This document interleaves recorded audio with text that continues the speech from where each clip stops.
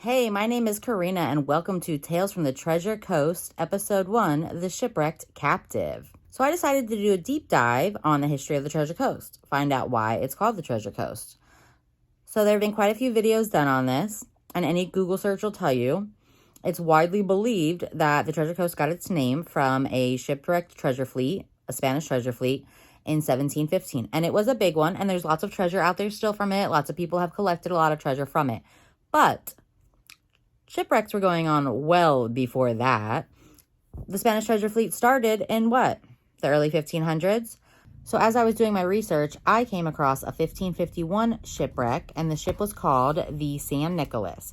It was captained by Juan Cristobal. Now, what's interesting is there were two boys on there, two brothers, Hernando and Alonso de Escalante Fontaneda. They were sons of a Spanish conquistador. They were born in Colombia. So they were teenagers, right? So Hernando was 13. We don't know Alonso's age. Some records place him younger. Some records place him older. We're going to assume they were around the same age. They were going to Spain to further their education. That's what most people did back then. Honestly, I still know a lot of people in the Caribbean that do that now, if they can. So they were on their way, and they got hit by a hurricane. So this book and multiple others that I found, research papers that I've been able to find, have placed them wrecking in the Eyes territory, which is the Treasure Coast. That's what we call the Treasure Coast now. Now, on different publications that I'm finding are saying that he was captured by the Calusa Indians, the Calusa tribe. So it was Carlos at that point, right? Like Carlos was the tribe name. Carlos was the name of the area, which was most of the state that they inhabited. I'm leaning more towards believing this just because this is what I found on official documentation. Apparently, as soon as they were wrecked, right? They are coming upon by a tribe. We don't know. Eyes Calusa. I don't know. Our boy, Hernando, he speaks whatever language this tribe is speaking. So apparently the tribe says to everybody, wants them to dance, wants them to entertain them. And no one does it. So they kill everybody except for him. Later on, they ask him, they're like, yo, why does no one respect us? Why did no one dance when we told them to dance? And he was like, nobody understood you but me, So he ends up becoming like a trusted guide for them. He speaks Spanish. He understands things that they don't know about because they've only been on the peninsula. He's come from another country and dealt with, the foreigners that they have now. The Spanish at this point are the foreigners because this is the Indians' land. So he understands the foreigners. So he is very valuable to them. So he stays with them for 15 years. He's 13 at the time he's captured. He stays with them until he's about 30 years old. So maybe 17 years, right? And then he is eventually rescued by the first mayor, founder of St. Augustine, right? So he did eventually write a memoir, and in his memoir, he talks about Carlos a lot. He talks about the Calusa a lot, but he doesn't actually say where he landed. He doesn't actually say who he was with. He says that he knows nothing about the Eyes and that he never met them, but he has a treasure trove of information about them. Honestly, I don't know. So much of this stuff is so hard to find the truth because so many of these records were either never actually kept properly, burned, lost, the humidity got to them, the sea got to them, a fire got to them, they were stolen.